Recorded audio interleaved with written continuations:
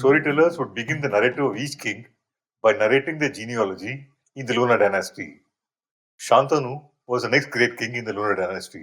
சந்திரனுடைய பிள்ளை புதன், புதனுடைய பிள்ளை புரூரவா, புரூரவானுடைய பிள்ளை ஆயு, ஆயுனுடைய பிள்ளை நகுஷன், நகுஷனுடைய பிள்ளை யயாதி, யயாதி மகன் போரி, போரு மகன் ஜனமேஜயன், ஜனமேஜயன் மகன் பிராச்சீனன், பிராச்சீனன் பிள்ளை சய்யாதி, சய்யாதி மகன் சார்வபௌமன், சார்வபௌமன் மகன் ஜெயசேனன், ஜெயசேனனுடைய பிள்ளை சுரவீடனன், சுரவீடனுடைய பிள்ளை பௌமன், பௌமன் மகன் நைதானிகன், நைதானிகன் மகன் குரோதன், குரோதன் மகன் தேவாபி, தேவாபி மகன் உருசிகன், உருசிகனுடைய பிள்ளை அரிசிகன், அரிசிகனுடைய பிள்ளை திடன், திடனுடைய பிள்ளை நீலன், நீலனுடைய பிள்ளை துஷ்யந்தன், துஷ்யந்தனுடைய பிள்ளை பரதன், பரதனுடைய பிள்ளை பூமல், பூமல் மகன் சுகோத்திரன், சுகோத்திரனுடைய பிள்ளை அஸ்திகன், அஸ்திகனுடைய பிள்ளை நிகும்பன், நிகும்பனுடைய பிள்ளை அசாமீலன், அசாமீலனுடைய பிள்ளை சவ்வருணன், சவ்வருனுடைய பிள்ளை குரு, குருவனுடைய பிள்ளை பரீட்சித்து, பரீட்சித்தவனுடைய பிள்ளை பிரதீபன், பிரதீபனுடைய பிள்ளை சந்தனே. இந்த மரபு அப்படி வாழடி வாழியா விளந்துன்னு வருது. Shantanu literally means he who has a good body. The people were very happy with Shantanu's rule, and the only problem that they faced were from wild animals from the forest, which should encroach on the land, causing harm to both life and property. The people wanted Shantanu to go on a hunt and kill these wild animals. Most stories in the Mahabharata start with the narrative of a king going on a hunt.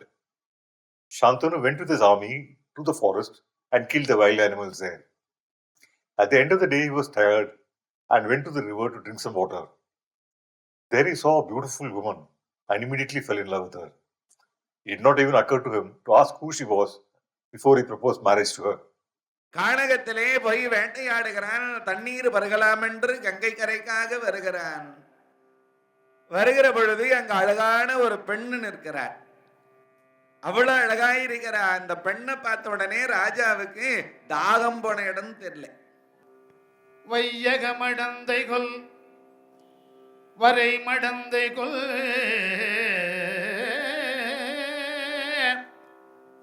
செய்ய பங்கைய மலரு திருமடந்தை கொல் துய்யவன் கலைவித சொல் மடந்தை கொல்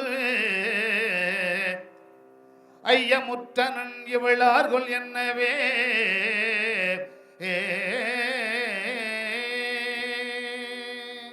பெண்ணே, என்னை விட உயர்ந்தவர் யார் இந்த உலகத்தில் இருக்க முடியாது. அவனி 56 தேசத்துக்கு ராஜராஜன் நான். என் பேரு சந்தனு மன்னன் என்று தன்னுடைய பெருமையை தானாக இவன் வாயாலேயே சொல்றான். பெண்ணே, நீ கன்னியாக இருப்பாயானால் உன்னுடைய அழகுக்கும் இளமைக்கும் என்னை விட ஒரு ஆண்மகனை நீ பார்க்க முடியாது என்று ராஜா பேசுவதை பார்த்தாய். The beautiful woman accepts to marry Shantanu, but she has her own demand to make. She said that Shantanu was the only person she could ever think of getting married to. But she also says that she will only remain his wife as long as Shantanu does not question any of her actions. She says that some of her actions might seem horrific to Shantanu, and if he agrees not to question them, she would be his wife. But she says the moment Shantanu questions any of her actions, she would leave him. A besotted Shantanu agrees to her demand, not realizing its implications. They soon get married and live happily. யாது யாது நான் புரிந்தது பொருத்தியேல் இருந்து மெய்நடுங்கிட யாது யாது நான் புரிந்தது பொருத்தியேல் புணர்வல் உன்புயம் பரிந்தனை மறுத்தியேல் பரிவோடு அகன்று உனை பிரிந்து அகன்றிடுவல் இப்பிறப்பு மாற்றியே.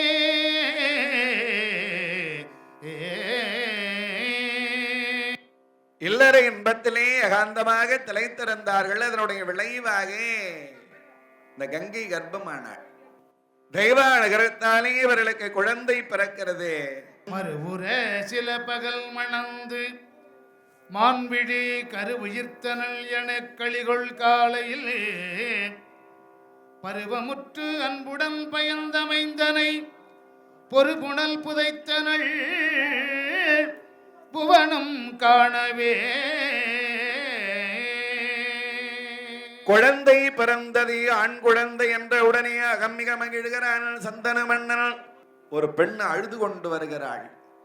பெண்ணே, ஆண் குழந்தை பிறந்திருக்கிறது என்று நான் எல்லோரும் சந்தோஷமா இருக்கிறோம், உனக்கு என்ன குறைன்னு இருந்தது, எதற்காக நீ அழுகிறாய்னா?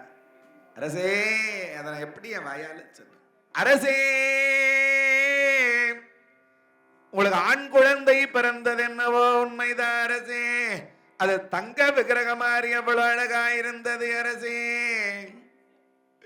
ஒரு தாயானவள் முதல்ல ஆண் குழந்தை பிறந்தது என்றாள். அந்த குழந்தை எடுத்து மார்போடு அணைத்து அந்த குழந்தைக்கு பாலூட்டி சீலாட்டி தாளாட்டி வளர்ப்பார்கள் என்றுதான் நாங்க பார்த்திருக்கிறோம். ஆனால் அரசே, ராணிக்கு மயக்கம் தெழுந்து எழுந்தார்கள். அவங்க காளி பார்க்கிற மாதிரி கோபமாக பார்த்து அந்த குழந்தை எடுத்து கழுத்தை திருகி கங்கையிலே வீசிவிட்டாள் அரசே. Shantanu is shocked by the brutal actions of his wife, but remembering the promise he had made to her, he remains silent. They still live happily together, and 6 more sons are born to them. His wife kills all 6, and all that Shantanu can do is watch helplessly. When the 8th son is born, Shantanu is unable to remain silent anymore and rushes to prevent his wife from killing the 8th son also. வெறுத்தனை முனியனோ வேண்டுமால் இது மறுத்தனன் யான் என மனம் செய்யாது. இனி பொறுத்து அருள் புரிக இப்புதல்வன் தன்னையே. மனைவியோட காலிலே விழுந்துட்டாராம். எப்ப இவர் வாயாலே நிறுத்துகன்னு பாடனாரோ அன்னையோட அந்த மரபு அப்படியே அற்று நின்று போச்சு. This song, Nirkiga, in Vilibharatam, has Shantanu asking Ganga to stop killing their son. Either the contemporary storyteller or Nalla Pillai say that the lunar dynasty ended with this statement of Shantanu, because Bhishma was the last alive direct descendant of the dynasty. In the Mahabharata, the Kauravas and their cousins the Pandavas are celebrated as being of the lunar dynasty. When a king died without leaving a progeny behind, it seems to have been accepted practice in the times of the epic for his wife to continue the dynasty through intercourse with a close relative. This seems to have been a common practice, and the son born of this union would be recognized as the son of the king. சந்தனுக்கு 7 குழந்தைகள் பிறந்தது. 7 குழந்தைகளையும் கொன்று விடுகிறாள். 8வதாக இப்ப இந்த குழந்தை பிறந்திருக்குது. இவர்தான் பீஷ்மர். இவனுக்கு பிள்ளை இவன், இவனுக்கு பிள்ளை இவன், இவனுக்கு பிள்ளை இவன் பிறந்துச்சு இல்லையா? இந்த பிள்ளைக்கு பிள்ளைன்னு பிறக்கல. அதோட அந்த மரபு அப்படியே அற்று நிக்குதான். Only when Shantanu is aghast at his wife trying to kill their 8th son does he question as to who she really was. Ganga says that Shantanu's previous birth was actually Varuna, the god of the oceans, and she was Akash Ganga, the heavenly Ganges. As Varuna, she says Shantanu was in love with her. Once she had visited Indra's court, and she was the only woman in an all-male assembly.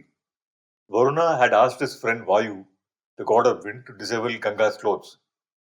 All the men in the assembly, excepting Varuna, closed their eyes in deference to Ganga. Only Varuna unabashedly looked at Ganga in a disabled form. Brahma noticed this and cursed Varuna for his immodesty. He said only human beings are capable of such behavior and cursed him to be born on earth. Ganga too had been cursed to live on earth for some time. And the guardians of the 8 directions, the Vasus, were also cursed to be born on earth, requested Ganga to be their mother. The stealing of the heavenly cow, Kamadhenu, is another leitmotif running right through the epic. Once the guardians of the 8 cardinal directions, the Vasus, Analan, Anilan, Dharan, Abhatsaivan, Dhiruvan, Soman, Pratyusaran, and Prabhasaran, had wandered into Vasishta's ashram, tired and hungry. Kamadhenu had given them some delicious food, the likes of which the Vasus had not eaten before. Prabhasaran, who was an uxorious husband, had taken some of the food to share with his wife, with whom he was madly in love. His wife, once she ate the food, wanted the cow for herself. Prabhasanan said that as it was Vasishtha's cow, he could not ask for it. His wife gave him an ultimatum. Either she gets the cow or she would leave him. Prabhasanan, with the reluctant support of the other 7 Vasus, tries to steal the celestial cow. Vasishtha stops his attempt and says that the cow did not belong to him, but was really a celestial being. She says Kamadhenu would come when invoked by sages like him, out of respect. He curses the 8 Vasus to be born on earth, as such acts of theft were only done by human beings. The other 7 Vasus protest, saying that they only participated reluctantly in the theft at the insistence of their friend Prabhasanan. Vasishtha grants them a boon, saying that they would die as soon as they were born, but says that as Prabhasanan, who was actually responsible, had to live for a long time on earth. Because he had acted at the behest of his wife, in his birth on earth, he would be celibate right through his life. Ganga says that the 8 Vasus had requested her to be their mother, and 7 of them had requested her to kill them as soon as they were born. The 8th son, Ganga says, she would take with her, raise him, and return him to Shantanu once he reached adulthood. Ganga disappears into the river with her son, leaving a desolate Shantanu on the river bank. இப்ப ராஜா மறுபடியும் ஒரு நாள் வேட்டைக்கு வந்தார். வந்த இடத்திலே கங்கை கரையிலே வந்து அதே இடத்துல அடி கங்கை இங்கதானடி நான் உன்னை முதல்ல பார்த்தேன், இங்கதானடி உங்ககிட்ட பேசினேன், இங்கதானும் கைப்பிடித்து தேரில் ஏற்றினேன். அடி கங்கே கங்கே என்று மனைவியினுடைய பெயரை சொல்லிக் கொண்டிருக்கிறார். அந்த இடத்திலே ஒரு பிள்ளை கையிலே வில் எடுத்து அந்த வில்லையிலே வளைத்து பானங்களை தொடுத்து தன் கற்ற வித்தையை பயிற்சி செய்து பார்த்து கொண்டிருக்கிறார். இந்த பிள்ளையை இப்ப இந்த ராஜா பார்த்தான். யாரா இருக்கு இந்த பிள்ளை, இவ்வளவு அழகா இருக்கிறானே. பரசுராமரிடத்திலே தான் கற்ற வித்தைகளை பயிற்சி செய்து பார்த்து கொண்டிருக்கிறான் அந்த பிள்ளை. இவர் கங்கே கங்கே என்று புலம்பிக் கொண்டிருப்பதை அந்த பிள்ளை பார்த்தால், யாராக இருக்கும் இவர், இவர் ஏன் நம்ம அம்மானுடைய பெயரை சொல்ல வேண்டும், நம்ம அம்மானுடைய பெயரை சொல்வதற்கு இவருக்கு என்ன அருகதை இருக்கிறது என்று அந்த பிள்ளைக்கு கோபம் வருது. என்றிவனை உணர்கிலா மதியால் சராசனம் தழுவுரே வளைத்து மைந்தனும் ஓர் போர் மோகனக்கனையால் மறையுடன் மார்புரை எழுதி இந்திர தனுவோடு இந்திரன் எழிலி இடை மறைத்தனன் என்ன புடையே சிந்திய திவலை சிந்துவில் மறைத்தான் அரசனும் மகிதலம் சேர்ந்தான்.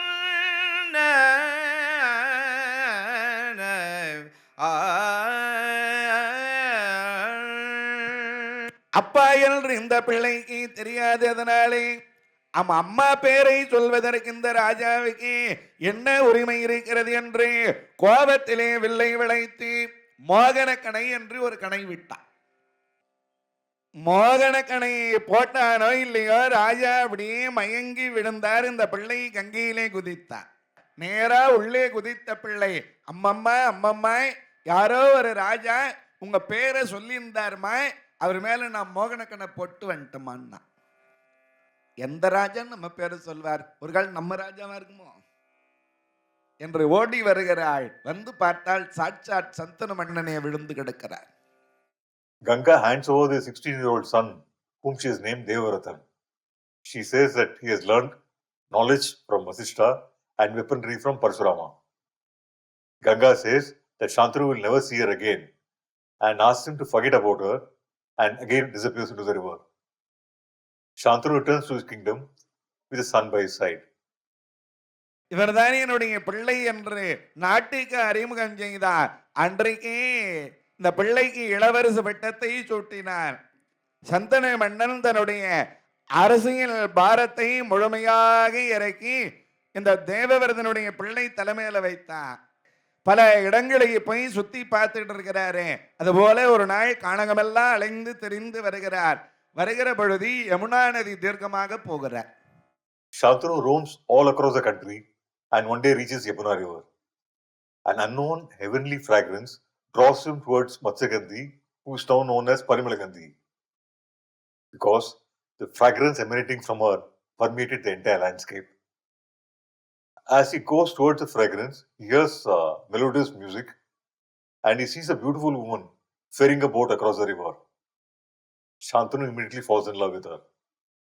He finds that she is the daughter of the king of fishermen, Dasaraja, and sends his charioteer to ask her hand in marriage for him from her father. கிடு கிடு கிடு கிடு கிடு என்று தேர் வேக வேகமாக ஓடுகிறது. தேரோட்டி போய் அந்த தாசராஜா இடத்துல பெண் கேட்டுவாங்க. ராஜாவுடைய தேர் வருதுன்னு மீனவ தலைவன் வந்து பார்த்தால் அவனி 56 தேசத்துக்கு ராஜராஜனாக விளங்கக்கூடிய சந்தனகுல தோன்றல் சந்தன மகாராஜா உன் மகளை விரும்புகிறான். ஏற்கனவே சந்தன ராஜாவுடைய மூத்த பிள்ளை தேவவிரதன் இளவரசனா இருக்கிறான். அப்படி இருக்கிற பொழுது என் மகளை கொடுத்தாய், என் மகள் வயிற்றுல பிறக்கிற பிள்ளைக்கு ராஜ்யம் கிடைக்குமான்னு கேட்கிறான் அவன். தேரோட்டி பெண் கொடுக்க சம்மதித்து விட்டானா? போய் நான் பெண் கேட்டேங்க. அதுக்கு அவரு ஏற்கனவே இளவரசனாக தேவவிரதன் இருக்கிற பொழுது என் மகளை கொடுத்தால் என் மகள் வயிற்றுல பிறக்கிற பிள்ளைக்கு ராஜ்யம் கிடைக்குமான்னு கேட்கிறாங்கன்னா, சரி தேரோட்டி எடு வண்டி புறப்பட்டு போலான்னா. தேர் அங்கிருந்து வேக வேகமாக வருகிறது. தேரோட்டி இந்த விஷயத்தையே பையன்கிட்ட சொல்லாதே. ஒரு வாரமா சரியா சாப்பிடல ராஜா, சரியா தூங்கறதில்ல, நாளுக்கு நாள் உடம்பு மெலியுது. இந்த தேவவிரதனாகிய பிள்ளை தினம் தினம் அப்பாவுடைய காலிலே விழுந்து வணங்குவான். இப்போ ஒரு வாரமா பார்த்தா அப்பா முகம் வாடி இருக்கிறது. அப்பா உங்களுக்கு என்ன உடம்புக்கு ஏதாவது முடியலையா? அரண்மனை வைத்தியரை கூட்டு வரட்டுமா? அரண்மனை வைத்தியரெல்லாம் வந்து கைபிடித்து பார்த்து விட்டு, ஐயோ ராஜாவுக்கு வந்துகிற நோய் என்ன நோயோ தெரியலையே. அந்த பிள்ளை யோசிக்கிறான்.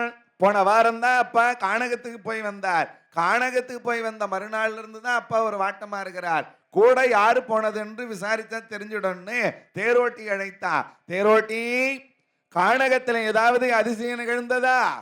Devavrata meets Dasaraja and asks for his daughter's hand in marriage for his father. Dasaraja refuses as he wants a son born to his daughter to be the king.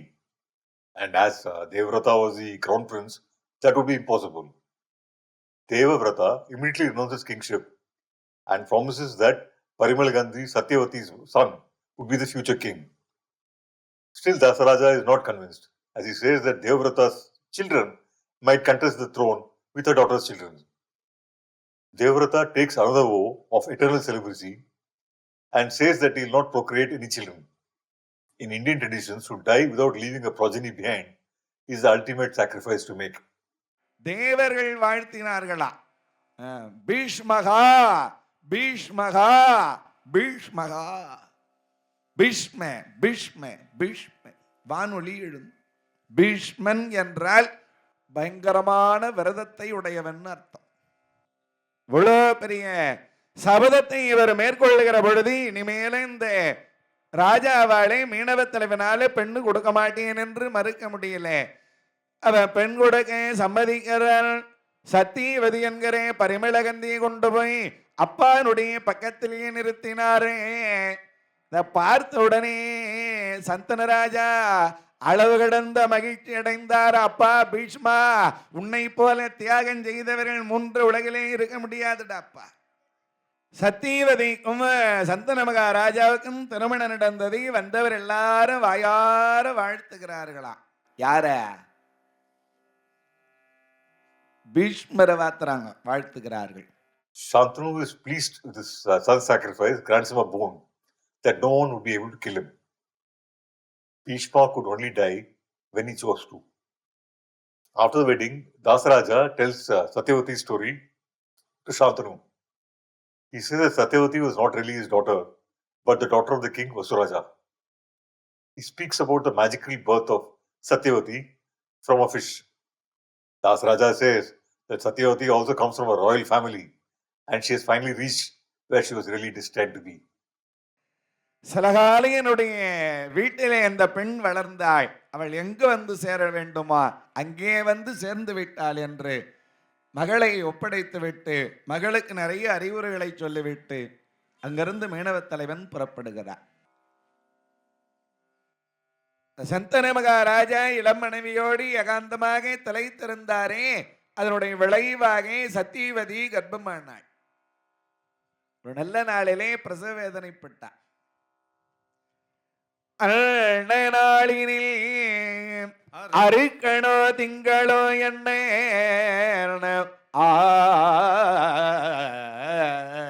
அண்ண நாளில் அறுக்கணும் திங்களும் என்ன மயில்தரை இருவரை ஈன்றனள்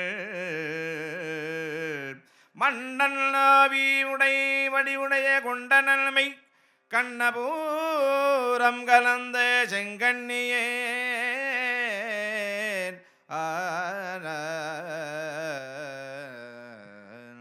அண்ண நாளினில் அறுக்கணும் திங்களும் என்ன மைந்தர் இருவரை என்றனள்.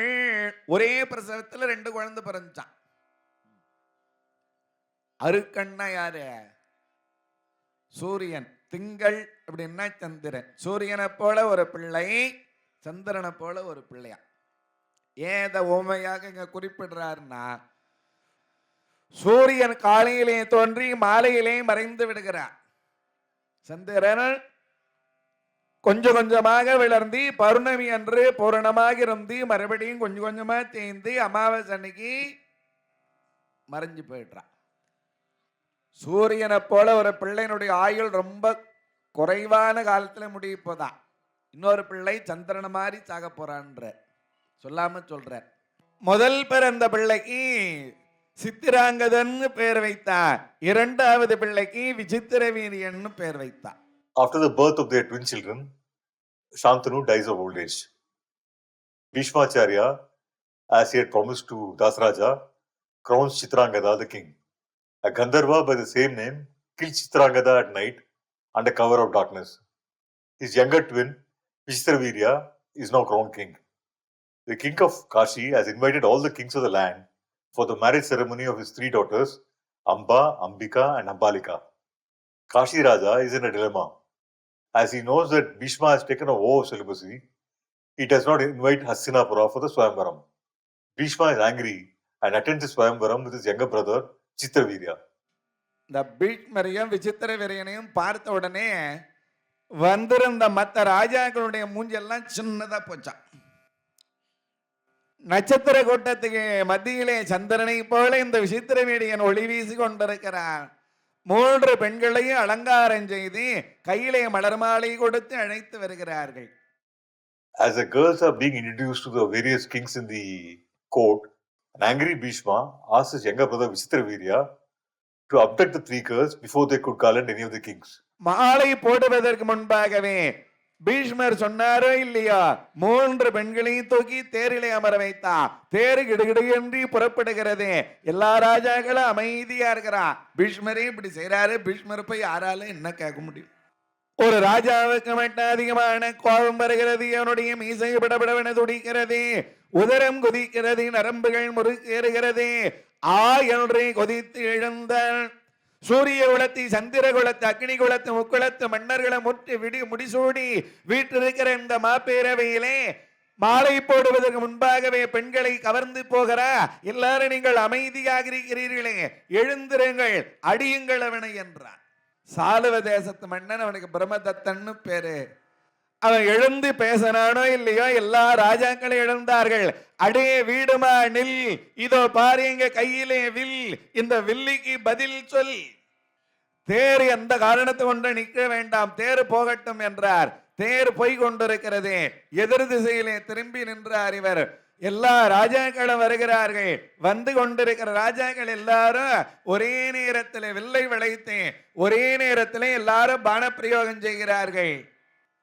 வந்திருந்த ராஜாக்கள் எல்லாரும் போரிழந்து தேரிழந்து ராஜாக்கள் என்றே சொல்லிழந்து எல்லாரும் அடி வாங்கி ஓடுகிறார்களா. எல்லாரையும் அடிச்சு ஓட்டிட்டு தேர் நேரம் அஸ்தினாபுரத்துக்கு வருகிறது. வருகிற வழியிலே பாதி வழியில இந்த அம்பை எழுந்தான். என் தங்கைகள் 2 பேரும் உங்க தம்பிக்கு தான் மாலை போடலான்னு இருந்தாங்க. ஆனா நானு என் தாய் மாமன் சாலுவ தேசத்து மன்னன் பிரம்மதத்தனை காதலிக்கிறேன். இது தெரியாம என்னையும் சேர்த்து தூக்கின்னு வந்துட்டீங்களேன்னா, உன்னை தொடுகிற பொழுதே என்னை தொடாதேன்னு சொல்லி இருந்தா அங்கேயே உன்னை விட்டு வந்திருப்போம்.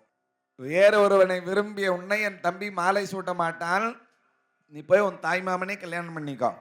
Ambai goes to Brahmadattan and says that Bhishma had sent her to him, as she had said she would only marry the man she loved. Brahmadattan refuses to accept her, as he had fought for her and lost her to Bhishma in fight. He asks her to go to Bhishma and ask him to marry her.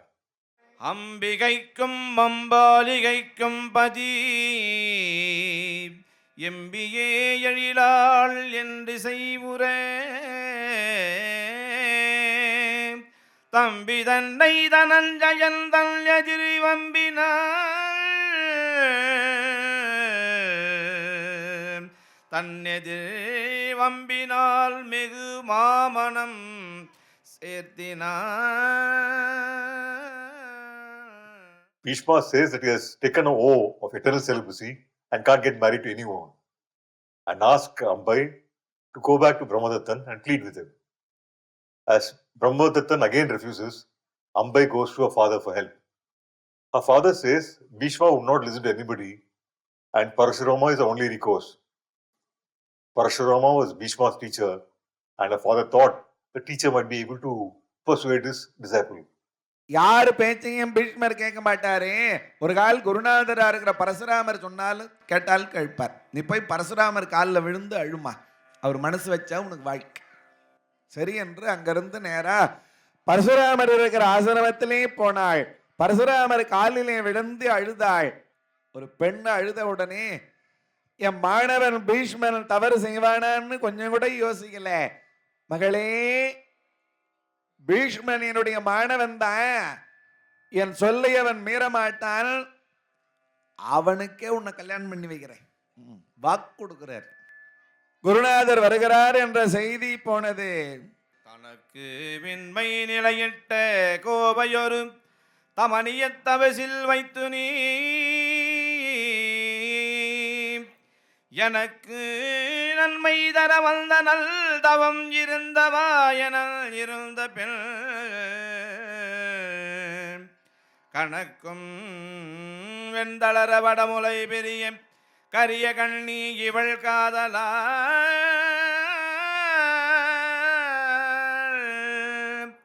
உனக்கு மன்றல் பெற உரியல்லாகுக என உவகையோடு அவள் உரைக்கவே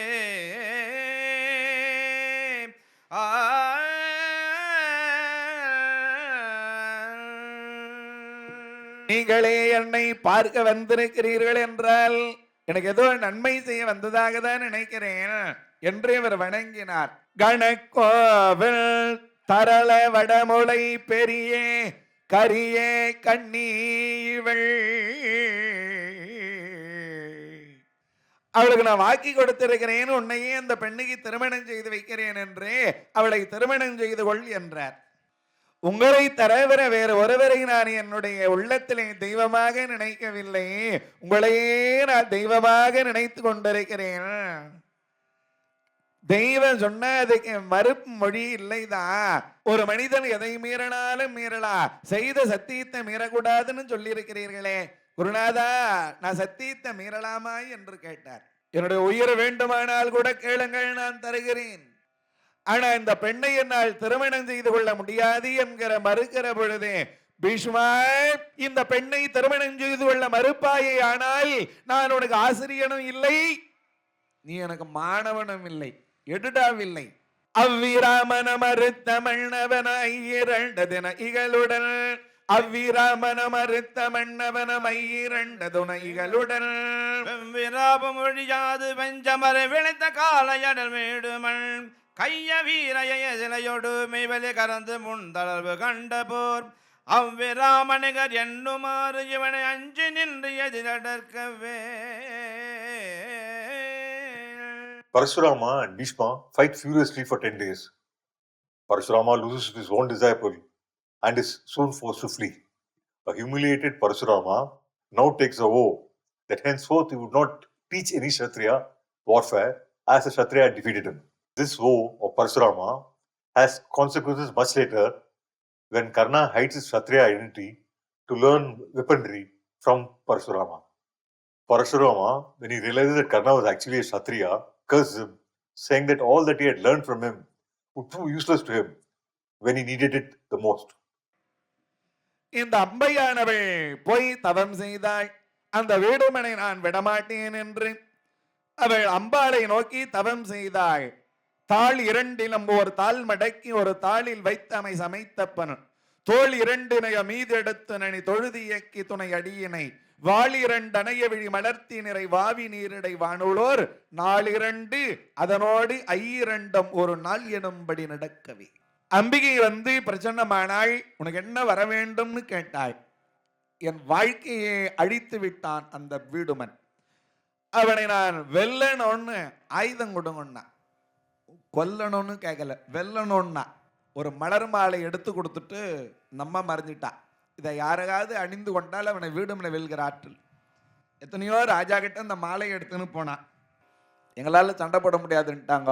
வாழ்வு கசந்து நானே எடுத்த பிறவியிலே அந்த வீடுமனை வெல்லுவேன் என்று பாஞ்சால நாட்டு சுவத்திலே ஆணி அடித்து மாலையை மாட்டிட்டு பிராணத்தியாகம் செய்து விடுகிறாள்.